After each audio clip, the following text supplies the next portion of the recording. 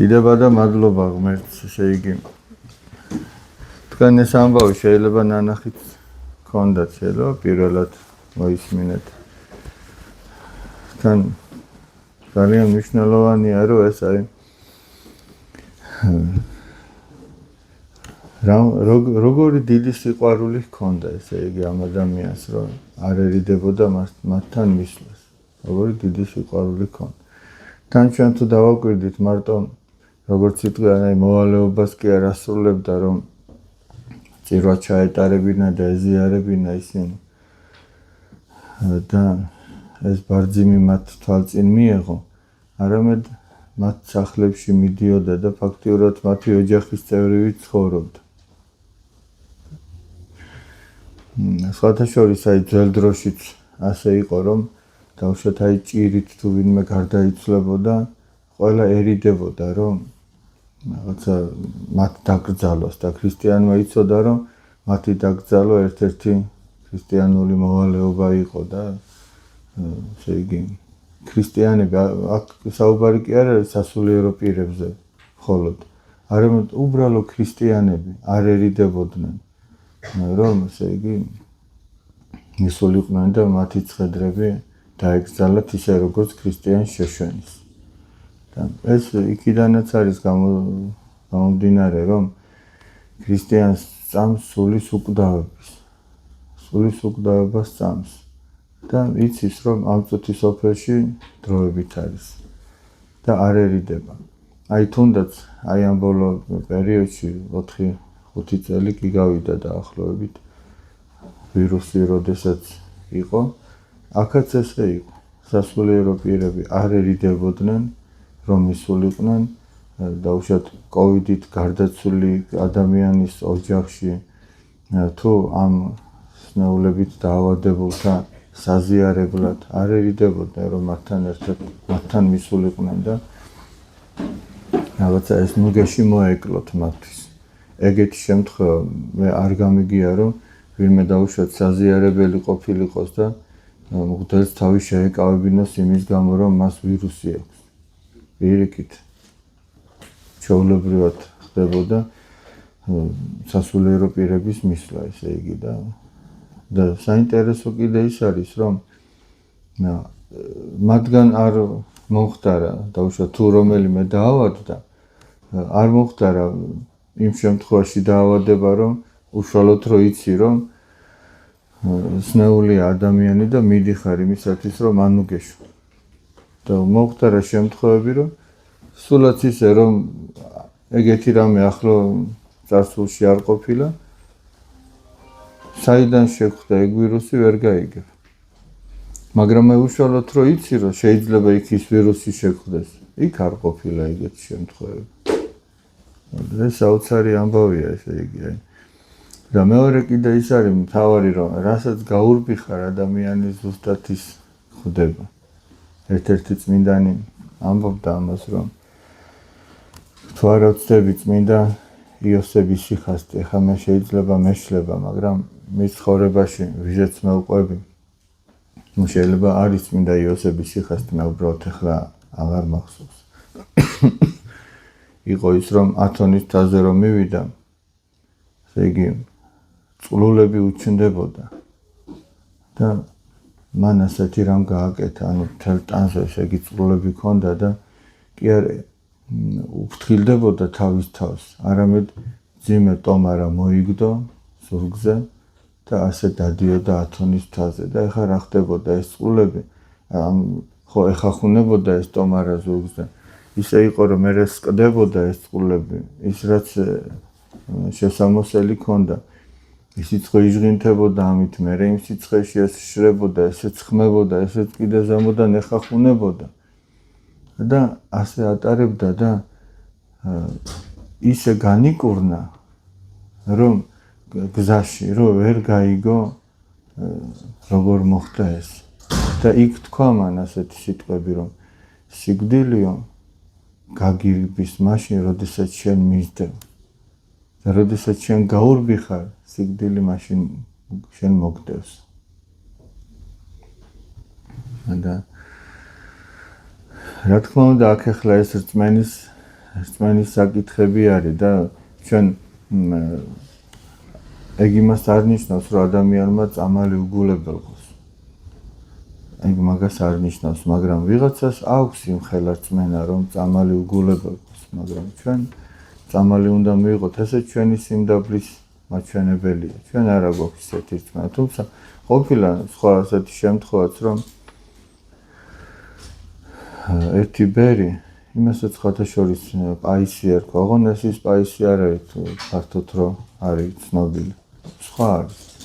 დაახლოებით 40 წელი ათონისტიდან არ იყო გასული და საერთოდ ბერები ერიდებოდნენ ხოლმე, რომ ათონისტიდან გარეთ გასულიყვნენ. ანუ გარეთ გასვლაში ისინი გულისხმობდნენ, რომ საბერძნეთის ამა თუ იმ ქალაქში, კერძოდ კი უფრო ახლოს თესალონიკია და იქ ჩასულიყვნენ ხოლმე სამკურნალოდ. ყველანაირად ცდილობდნენ, რომ არ გასულიყვნენ ათონისტიდან და იყვნენ ასეთი ბერები, რომლებიც 40 წელი, 50 უფრო მეტიც, რომ ათონისტიდან გარეთ არასოდეს არ იყვნენ გასულები და ეს მამაპაისიც ასეთ მდგომარეობაში იყო. და რაღაცა ვაზს ფურჩქნიდა თუ სხლავდა არ მახსოვს, გველმა უკბინა. და ისეთი გველი იყო, რომ აი ნახეთ საქართველოში ალბათ გიურზაა ეგეთი ყველაზე უფრო მეტად შხამიანი და იქაც რაღაც ესეთი გველი იყო, რომლის ნაკმენიც დიდი ხანი ადამიანი ვეღარ ცოცხლობდა. და ეუბნეოდნენ, რომ წასულიყო და მას არ უნდოდა ათონისტის დატოვება, ექიმთან წასვლა არ უნდოდა. არადა უკვე ძალიან მძიმე მდგომარეობაში იყო და შემდეგ წინამძღვარს უთქვამს, რომ წასულიყო და ახლა იქ მორჩილება ძალიან დიდად ფასობს საერთოდ ქრისტიანულ ცხოვრებაში და მით უმეტეს მონასტერში და მას უთქვამს წინამძღვრისთვის, რომ ერთ რაღაცას კითხავთო და როგორც მაკურთხებთო, მე ისე გავაკეთებო და მოკითხია, რომ აი ეს ექიმები, ახლა ჩვენო ღვთისმშობლის ბაღში ვართო, ხო ესე უწოდებენ და ეს ექიმებიო, სადაც მე უნდა ჩავიდეო, უფრო ძლიერები არიან, უფრო შეძლებენ ჩემს დახმარებას თუ ყოვლადწმიდა ღვთისმშობელიო და ანუ ამ წინამძღვარმა შეატყო, რომ ამას დიდი რწმენა ჰქონდა. და შემდეგ მისცეს, როცა კურთხევა რომ დარჩენილიყო ათონისტაზე და თუ არა ვცდები 2 კვირის განმავლობაში, ანუ ეს ადამიანი ხო დასივდა და 2 კვირის განმავლობაში არც ცოცხალი იყო და არც რაღაცა სიკვდილ სიცოცხლის ზღვარზე იყო. და შემდეგ გამოვიდა მდგომარეობიდან. და რა საოცარია ესე იგი, ესეთი ადამიანი მე რიღათი უნდა შეაშინოს ვინმე ეს რო აქვს თავის თავზე გამოვლილი და ამიტომაც აი ძალიან დიდი მნიშვნელობა აქვს იმას, დაუშვათ ადამიანი წამალს იღებს.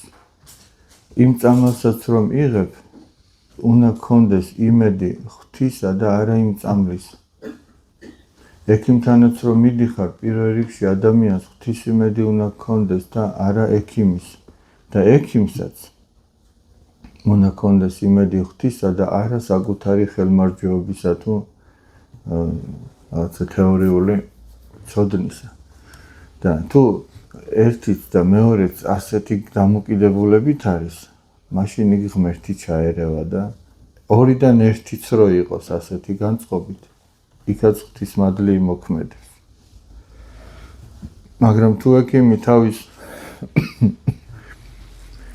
ხელოვნებაზე იქნება, ანუ თავის ხელის თუ გონების სიძლიერეზე იქნება დამოკიდებული და დაიმედებული და პაციენტიც როგორც ცნობილ ექიმთან მისული ექიმის იმედად იქნება, ანუ ეს ნიშნავს, რომ მათ თავისი აი ამ წიაღიდან ღმერთი შორს დააყენეს, არ ჭირდება თითქოს ღმერთი. იმიტომ რომ ადამიანურ ძალებზე არიან დამოკიდებული. და დავით მეფსალმუნე ამბობს, რომ არათუმცა უფალმან აღაშენა სახლი, ცუდად შვრებიან მაშენებელნი მისნი. არათუმცა უფალმან დაიცვა ქალაქი, ცუდად იღვიძებენ ხუმილნი მისნი. ანუ თუ უფალმა არ ააშენა სახლი, ტყუილად შრომობენ მისი მაშენებლები. თუ უფალმა არ დაიცვა ქალაქი, ტყუილად ფხიზლობენ მისი დარაჯებიო. და მეორე მხრივ რომ ვთქვათ, ესე იგი, თუ უფალი ინებებს რომ რაღაცა ააშენოს, მაშინ იმას წინ ვერაფერი ვერ დაუდგება. აი თუნდაც ეს სამრევლო სკოლა. ნუ რო თქვას კაცმა, რამდენი შეიძლებოდა ამაში დახარჯული და რითი დავიწყეთ 700 ლარით. ამის აშენება დავიწყეთ 700 ლარით. მეტი არ ქონდა. მაგრამ ამის შემდგომ ბანაკის შენობაც აშენდა და სპორტული დარბაზიც. რადგან უფალმა ასე ინება, რომ ასე მომხდარიყო. მაგრამ ზოგჯერ ხდება რაღაცა გინდა გააკეთო და არ გამოდის. ისე რომ მარტო ადამიანური ძალებით არ ხდება ეგ. რა თქმა უნდა, აქ ადამიანების გვერდში დგომა იყო, მაგრამ ჩვენ თუ ადამიანების იმედი გვექნებოდა და არა ღმერთისა, ღმერთი დაგვანახებდა, რომ ადამიანს არ შეუძლია ის. ერთხელ ძალიან ძვირფას სასულიერო პირთან, გამოცდილ სასულიერო პირთან ასე თბილისში სწავლის დროს იქ ვიკრიბებოდით ხოლმე მასთან, მამა ლავრენტი ქვია. და ესე ქადაგებებს ატარებდა ხოლმე ორ კვირაში ერთხელ. ძალიან საინტერესო იყო ხოლმე, არ ვიცი, სულიერად ძალიან გვავსებდა ჩვენ და ერთხელ ერთმა ქალმა შესჩიულა და მისმა მრევლმა, რომ მამო, ეხლა მე ვცდილობდიო, რომ ყველას დავხმარებოდიო. და ეხლა მე რო გამიჭირდაო, ყველამ ზურგი შემაქციაო და როგორც ჩანს კონკრეტულად ერთ რომელიღაცა ადამიანზე იყო კიდე ესეთი თუ რამდენიმეზე ესე გაღიზიანებული და მამო მკითხა რომ ეხლა როგორი პასუხი გინდა გაქცეო რომ გული მოიოხო თუ სულიერი პასუხიო და ანუ სულიერი პასუხი ის არისო რომ ზოგჯერ ღმერთიო ადამიანური შეწევნის კარს დაგვიხურავსო რომ თავისი თავი დაგვანახოს რომ გაჩვენოს რომ ღმერთს შეუძლია რაღაცა სხვა ვარიანტიც გამოაჩინოს არა ის რომ ესე ჩვენ ვეყრდნობოდით არამედ რაღაცა სხვა ახლა წარმოიდგინეთ აი აქ კუნძულ სპინალონგაზე ხო არანაირი ხორციელი ნუგეში არ არსებობდა მაგრამ ღმერთმა გაუგზავნა მამა ქრისანთე და რამხელა ნუგეში იყო მათთვის. მათ ხო ვერ წარმოედგინათ, რომ ვინმე მათთან ასე მივიდოდა და ასე ანუგეშებდა, იმიტომ რომ ერიდებოდნენ მათთან მისვლას. საერთოდ ეს ხო წესიც ასეთი იყო, რომ კეთროვნებს არ უნდა ეცხოვრათ თავის ოჯახებში. ძალკე იყო აშენებული საცხოვრებლები ზოგი კუნძულზე და ზოგი დაუსახლებელ ადგილებში. მაგრამ აი ესე მივიდა და ესე მოხდა. ამ მამა ქრისანთესთვისაც და წარმოიდგინეთ, ის აი ცოცხლად ეხებოდა ღვთის სასწაულს, ესე იგი ღმერთს ეხებოდა ცოცხლად, რომ შეუძლებელი იყო, რომ ეს ადამიანი ბოლომდე ჯანმრთელი დარჩენილიყო, მაგრამ სადაც ღმერთმა ინება, რომ ჯანმრთელი დარჩენილიყო, კიდევაც დარჩა. არ დაავადებულა, 10 წელი იცხოვრა მათთან ერთად, წარმოიდგინეთ, ხალხი აი ცოცხლად რო ყებოდა, ხო, იყო ნათქვამი. ზოგს ცხვირი არ ქონდა და ზოგს უკვე კანი შეჭმული ქონდა ტუჩები და კეთრი ეგეთი დაავადება ყოფილა და მაგრამ აი სიყვარული რო ქონდა მათი არ ერიდებოდა და იქ სადაც ადამიანური ძალები არის უძლური იქ ღვთის ძალა ჩანს მაგრამ იქ სადაც ჩვენ საკუთარ ძალებზე ვართ დაიმედებული ამით ღმერთს ვეუბნებით რომ უფალო ჩვენ არ გვჭირდებით ჩვენ ისედაც ჩვენ თო გავაკეთებთ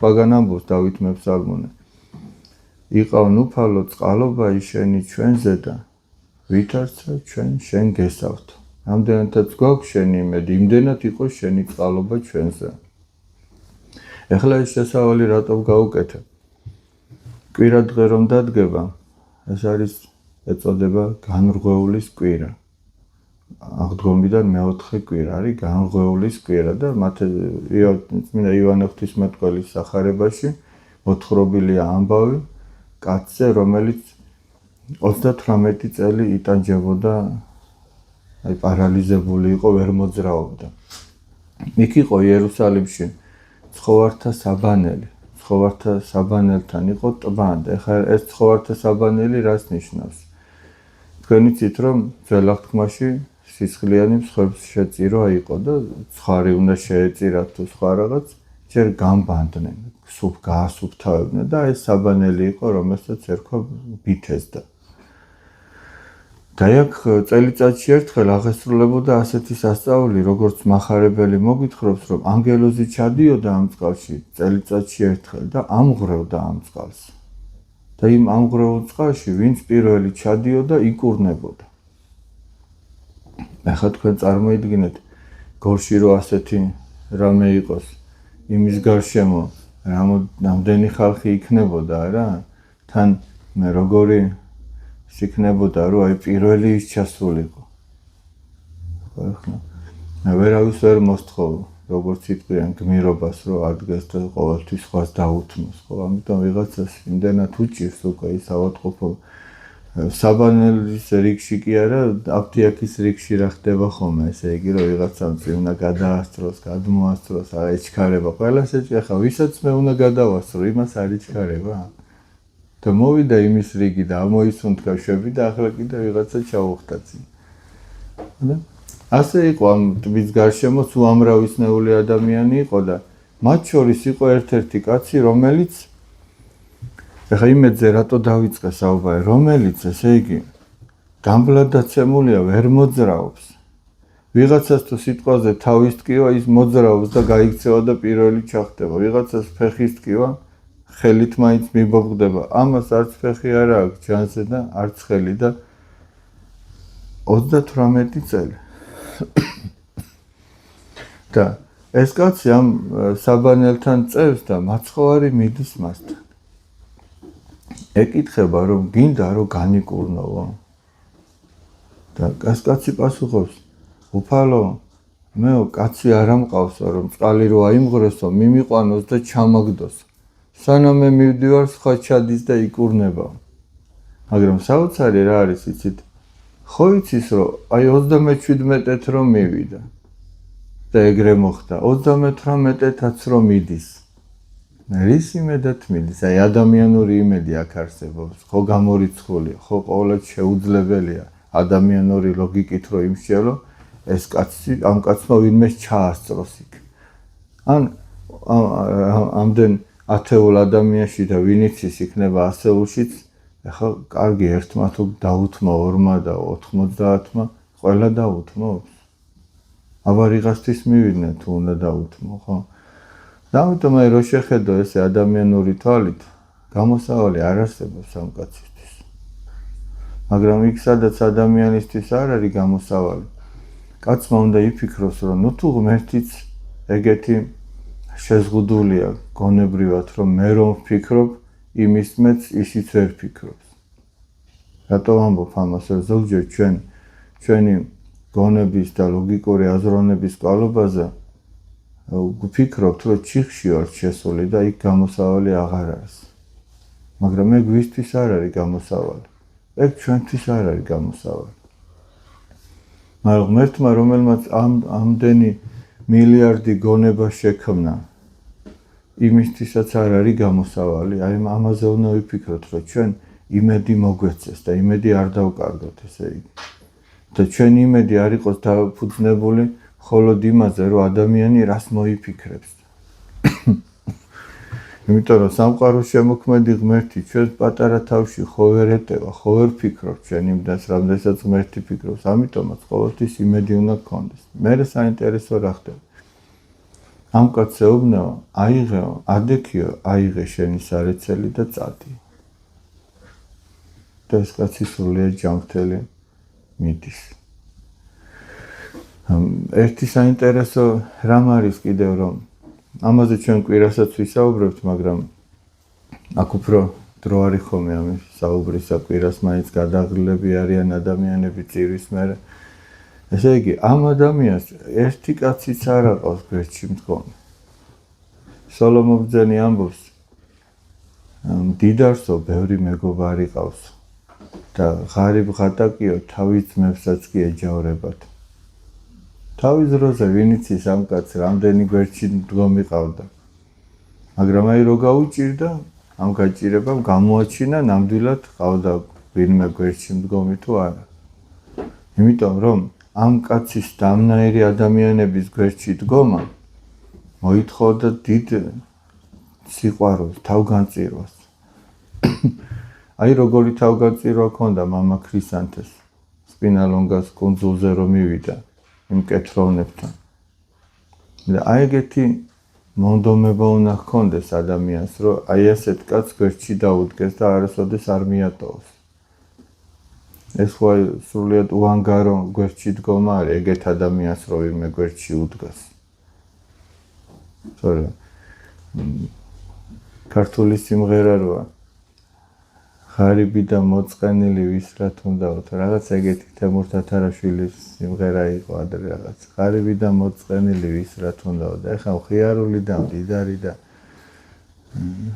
შეიძლება მასთან მეგობრობა შენ ადამიანურად ხელს გაძლევს რაღაცაში, მაგრამ ღვთის წინაშე ეგ არაფერს არ ნიშნავს.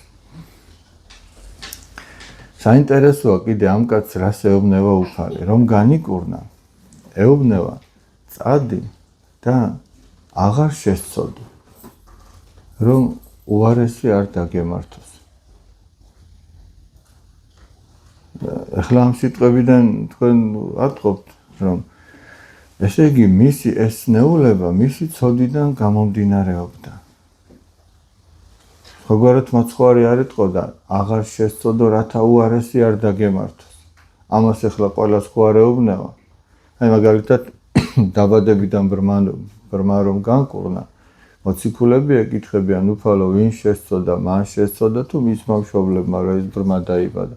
მაცხოვარმა უთხრა, არც მას არ შეუწოდოს და არც მის მშობლებს. ან იმ შემთხვევაში ეგ არ იყო მისი ცოდის ბრალი, არამედ იმისთვის, რომ ღვთის დიდება გამოჩნდეს მაგაზე. და ამ შემთხვევაში განღეული რომ განიკურნა, ამბობს რომ აღარ შესწოდო, რათა არა უძვირესი რაიმე გეყოს შენ.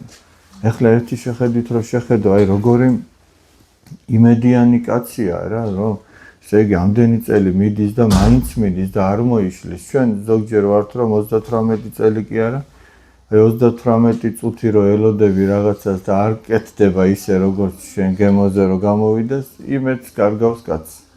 არ გამოვა და ჩაიქნევს ხელს. 38 დღეზე ხო ლაპარაკი ზედმეტია, მაგრამ ამას 38 წელი ეს იმედი ჰქონდა, მაგრამ სავალალო და ძალიან ყურადღება მისაქცევი არის ერთი რამ, გარდამოცემა ასეთ რამეს ამბობს. რომ მე მაშინაც თქვი, როდესაც ჯვარცმის საკითხზე საუბრობდით, მაცხოვარი რომ მიიყვანეს მღვდელმთავარ კაიაფას სახლში, ეს არის ხუთშაბათის აღამო, ამ დიდი ხუთშაბათის საიდუმლოს ერობის შემდეგ გეციმანის ბაღში რომ შეიპყრეს და მერე მიიყვანეს. იქ ეკითხება მღვდელმთავარი მისი მოძღვრების და მისი მოწაფეების შესახებ და მაცხოვარი პასუხობს, რომ აიო კითხეთო ხალხსო, რასაც ვასწავლეთ, იმიტომ რომ ეს ჩუმად არაფერი არ მისწავლებია არავისთვისო და იქ სახარება ამბობს, რომ ერთმა ადამიანმა ხელი გაარტყა მაცხოვარს და უთხრა, რომ ასე პასუხობ მღვდელმთავარსო და იესო ქრისტე ეუბნება, თუო რამე შევწოდეო, დამიმოწმეო, რა შევწოდეო, ამ პასუხში მე რაც უთხარი მღვდელმთავარს, რა შევწოდეო და თუ არაფერი არ შემიცოდავსო, რატომ ცემ? და ძალიან სავალალოა, მაგრამ ერთ-ერთი გარდამოცემა ასე ამბობს და ერთ-ერთ ქადაგებაში მაქვს, სადღაც აღარ მახსოვს დაკითხული, ან შეიძლება სახარების განმარტებაში, რომ აი ის ყოფილი განღვეული იყო ეს კაცი. წარმოიდგინეთ, აი უბრალოდ ეს ეხლა სახარებისეულად ესე არ დასტურდება, მაგრამ რადგან ესეთი აზრი არსებობს და ჩვენ თუ ამ აზრს გავყვებით და ეს მართლაც რეალობაა, თურმე როგორ შეიძლება ადამიანი შეიცვალოს. ანუ იყოს გარკვეულ დროს ესეთი იმედიანი და ალბათ მადლიერიც იქნებოდა, რომ ხელა რაღაცა მოხდა მის თავს, მაგრამ თურმე მერე შეიძლება ისე შეიცვალოს, რომ აი მაცხოვარზე ხელიც კი აღმართოს. ეგ იმას ნიშნავს, რომ ამ წუთის სოფელში ყველაფერი არის ცვალებადი და თავად ადამიანი არის ცვალებადი. და ამიტომ ესე იგი, ჩვენ თვალწინაც რამდენი ხდება, ესე იგი, ადამიანი შეიძლება სიწმინდით ცხოვრობს, მერე უამრავ ცოდვაში ჩაეფლობა. ადამიანი შეიძლება უწმინდურად ცხოვრობს, მერე მიატოვებს ყველაფერს და აი როგორ სიწმინდით იწყებს ცხოვრებას, სინანულით იწყებს, ღვთისმიერად იწყებს. მაგრამ ის, ვინც მიატოვებს ცოდვას და ღვთისმიერად დაიწყებს ცხოვრებას, იმანაც უნდა იცოდეს მაცხოვრის სიტყვები, რომელიც უთხრა, რომ აღარ შესწოდო, რომ უარესი არ დაგემართოს. ანუ შენც არ მიუბრუნდე იმ ძველ ცხოვრებას. სახარებაში წერია ასეთი პეტრე მოციქულს მოყავს, რომ ადამიანი რომ მოყავს როგორ ადამიანებზე ეს მაგალითი და რა მაგალითი მოყავს ამასაც ვიტყვით. ესე იგი, კაცი რომელიც მიატოვებს ჭეშმარიტებას და ცოდვებში ჩაეფლობა. მასზე ამბობს ძველ აღთქმისეულ ასეთ იგავს, რომ დაბანილი ღორიო წავიდაო და ისევ წუმპეში ჩაწვა. და ამბობს ადამიანებზე, რომ ჯობდაო არ შეეცნოთ საერთოდ ჭეშმარიტებაო, ვიდრე შეეცნოთ და უკან დაბრუნებულიყვნენ და ისევ იმ ცოდვებში ეცხოვრათ. აი, ანუ როგორ ადამიანზე ალაპარაკ. აი დავუშვათ უწმინდურად ცხოვრობს, უწმინდურ ცხოვრებაში არ გულისხმობ მაინც და მაინც რაღაცა დიდ გარყვნილებაში და უზნეობაში ცხოვრობდეს. თუმცა ესეთ თავისთავადია დამღუპელი.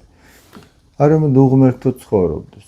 აი ქრისტეს ცნებების გარეშე ულოცველად, უმარხულოდ, უახსარებოდ, უზიარებლად და სახარებისეული ცხოვრების ცდელობის გარეშე ცხოვრობს. დავუშვათ მერე მოექცა ქრისტიანობას. და მერე გარკვეული დროის მერე მიატოვა და ცოტა ეგეთი რომ მიატოვა, მრევლში ცოტა არის ეგეთი, არ არის ცოტა სამწუხაროდ. და ეგეთ ადამიანებს ამბობს, ჯობდაო არ შეეცნოთ ჭეშმარიტება, ვიდრე შეეცნოთ და უკან გაბრუნებოდნენ. რატომ? სხვაგან ამბობს მაცხვარი, რომ მონამო რომელმაც არ იცისო ბატონის ნებაო და ჩაიდენს რამე ისეც, რომელიც სასჯელის ღირსია. დაისჯება, მაგრამ ვინც იცის ბატონის ნება და ის გააკეთებს, ის უფრო მეტად დაისჯება. აი ვიღაცამ არ იცის ღვთისმცნება, რომ არ უნდა მოიპაროს და მოიპარავს. ხო მაინც დაისჯება, იმიტომ რომ სინდისი ხო აქვს მას და ხო იცის რომ არ უნდა მოიპაროს. მაგრამ ვინც ახლა იცის უკვე სახარებას კითხულობს და იცის რომ ეს არ უნდა გააკეთოს და მაინც აკეთებს, ის მეტად დაისჯება, იმიტომ რომ ვისაც მეტი მიეცაო, მეტიც მოეკითხებაო. ეხლა რა ვქნათ ჩვენ? არ ვისწავლოთ არაფერი იმისათვის, რომ უფრო მეტი მოგვეკითხება? და მერე გავიმართლოთ თავი, რომ არ ცოდნა, არ ცოდვაო? არ ცოდნა, არ ცოდვა არ არის. მაგრამ რო იცი და მაინც აფუჭებ, ეს უფრო დიდი ცოდვა. მაცხოვარს არ უთქვამს, რომ ვინც არ იცის ბატონის ნება, იმას არ მოეკითხებაო. იმაზე უფრო ნაკლებად მოეკითხება, მაგრამ მოეკითხება. იმიტომ რომ როგორც საეკლესიო სწავლება არსებობს, როგორც სასუფეველში განსხვავდება ადამიანების სიხარული ერთმანეთისაგან, ისევე ჯოჯოხეთში განსხვავდება ადამიანების ტანჯვა ერთი ტანჯვა მეორე ტანჯვისაგან. მაგრამ ყველას მოეკითხება. ხოდა. ამიტომაც აი ერთი ის რომ ადამიანი უნდა დადგეს ღვთის გზაზე და მეორე ის რომ უნდა შეიმეცნოს კიდევ უფრო მეტი რაღაცა. მარტო არ უნდა დაიმედდეს მხოლოდ იმით, რომ აი რაც დღეს ვიცი, ესეც საკმარისია. რაც ასეთ დღეს ვაკეთებ, ესეც საკმარისია. არამედ ყოველთვის უნდა ცდილობდეს განვითარებისთვის და საკუთარ სულზე ყოველდღიურად ზრუნვისთვის და უფრო მეტად მიახლოებისთვის უფალთან. და თუ ამას არ ზრუნავს და ერთ ადგილს დგებნის, შეიძლება ითქვას, რომ ის უფრო უკან მიდის, ვიდრე წინ მიდის. გახსოვთ, რა უთხრა ზიად გამსახურდიამ. დინებასო მკვდარი თევზები მიყვებიანი. და დინების საწინააღმდეგო ცურვა არის სწორედ ქრისტიანობა. დინების საწინააღმდეგოდ რატო? ჩვენ დაცემული ბუნება გვაქვს და ჩვენი ბუნება ჯოჯოხეთისგან მიგვაქანებს და თუ იმას გაყვები, იქ დაღუპვის მეტი არაფერი არ არის. მაგრამ თუ ადამიანის საკუთარი ბუნების საწინააღმდეგოდ, ანუ დაცემული ბუნების საწინააღმდეგოდ წავა, ეგ იმას ნიშნავს, რომ იუნებებს და მანკიერებებს, რაც ჩვენშია, ჩვენ ვებრძვით. რომ გამოსწორდეს ესენი. და თუ ადამიანი არ ებრძვის და დახვება აი ამ მანკიერებებს, არა, ის უამრავ ცოდვაში ჩავარდება. ამიტომაც აი ეს არის, რომ ადამიანი უნდა ცდილობდეს, რომ საკუთარ მანკიერებებს ებრძოლოს და სულიერი ცხოვრება სწორედ ეგ არის. ღვთისმცნებები ჩვენ სწორედ ამას გვეუბნებიან.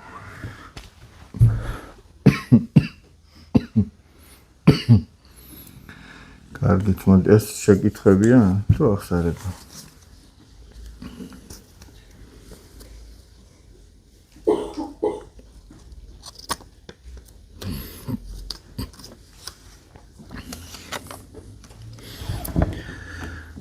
რატომ არის აუცილებელი ადამიანსა და ღმერთს შორის მესამე პირი? ისე არ ესმის უფალს ჩვენი მოძღვრის თხოვნის გარეშე არ შეუძლია ჩვენი გულწრფელი სინანულის მიღება? ესე იგი, მოდი ორი რაღაც მინდა რომ გაგახსენოთ სახარებიდან. ერთი ის, რომ თუ არა ვწდები საქმე მოციქულთას მე-10 თავში, ეს საქმე მოციქულთა არის ლუკა მახარებლის მიერ დაწერილი და ლუკა მახარებლის სახარება რომ დადო და საქმე მოციქულთა, აი გვერდი დავშე ის მორჩი და ამას აგრძელებ.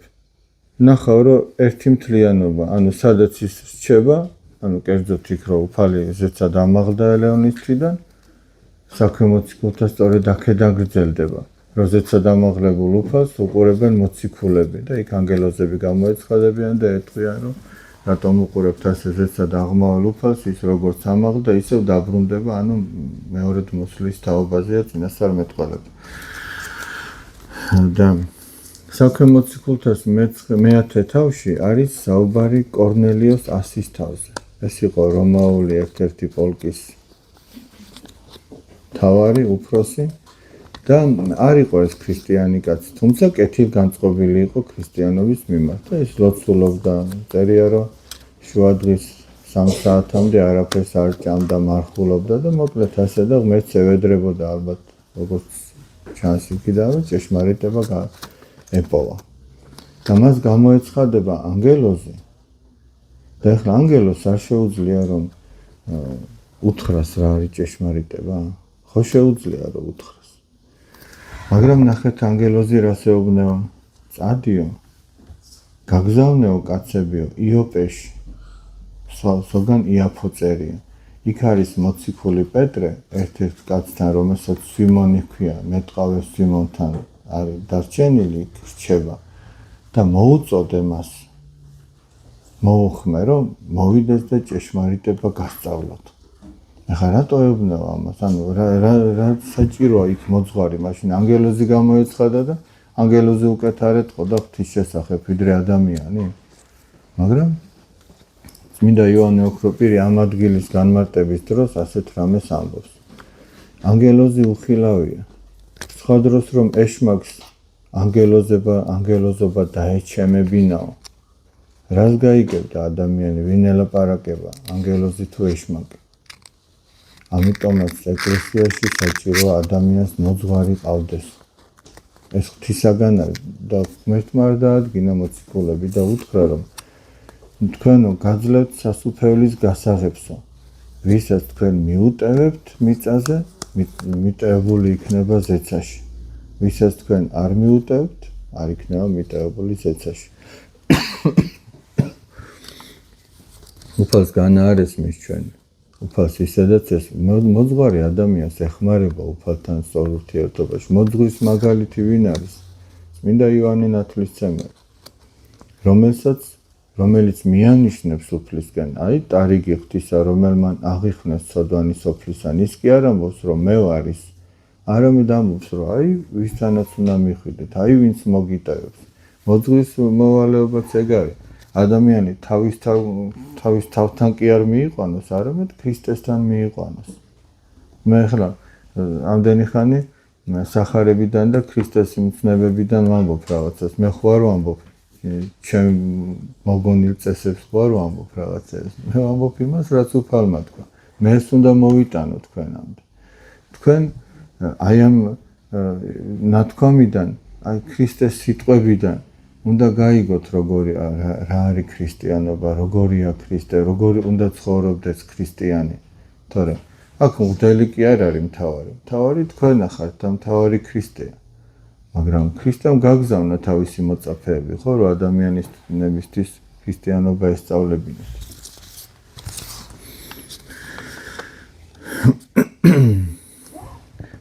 თქვენ ხშირად ყვებით იგავს ყოველთვის ასე არ იქნება. სად წავა და რა სიხარულის შეცვლის საყვარელი ადამიანის გარდაცვალებით გამოწვეულ ტკივილს. საყვარელი ადამიანის ეს საერთოდ ძალიან ესეთი ფაქიზი და მგრძნობიარე თემაა და ისეთ რა არის აი მოციქული პავლე ამბობს რომ მოტირალთა თანა იტირეთ.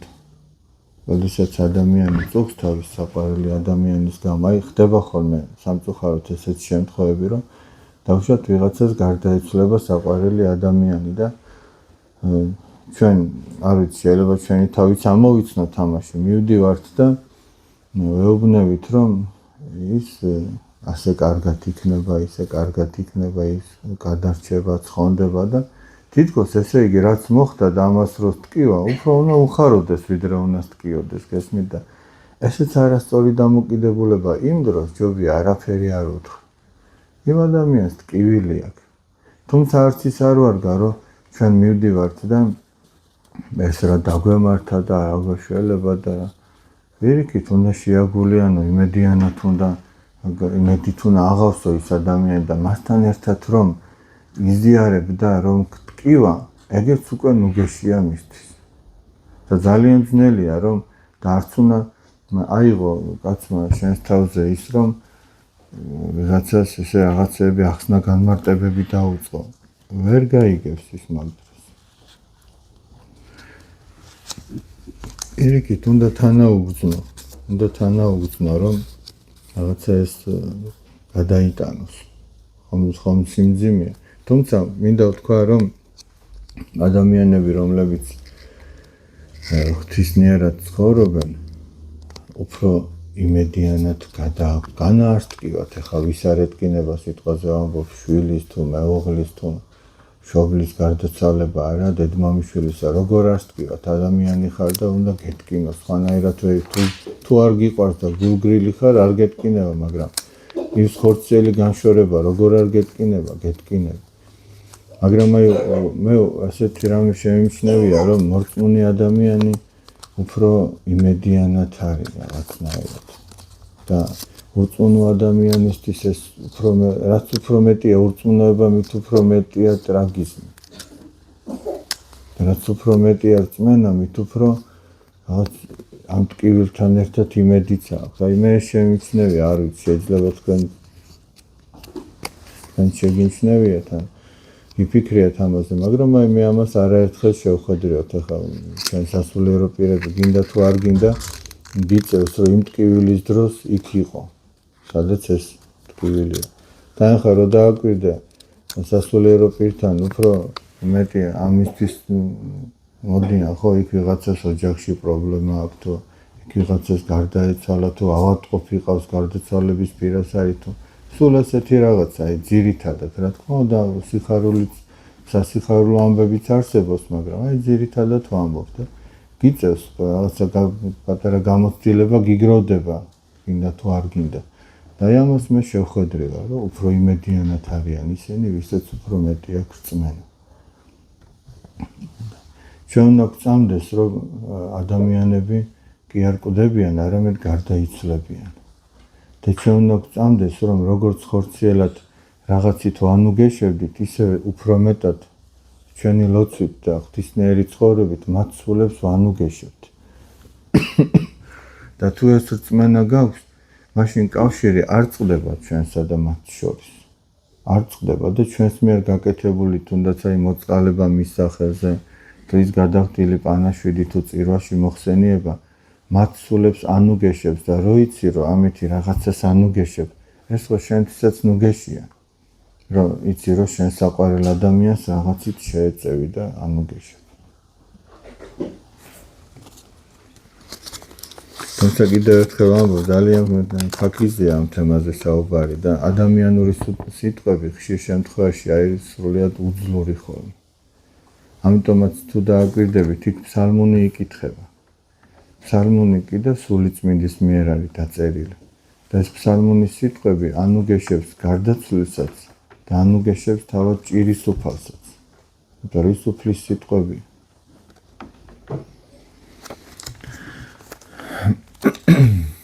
კარგი, თავარ გადახლით ახლა. ახლა რაღაც ერთი საკითხი მინდა ვთქვა.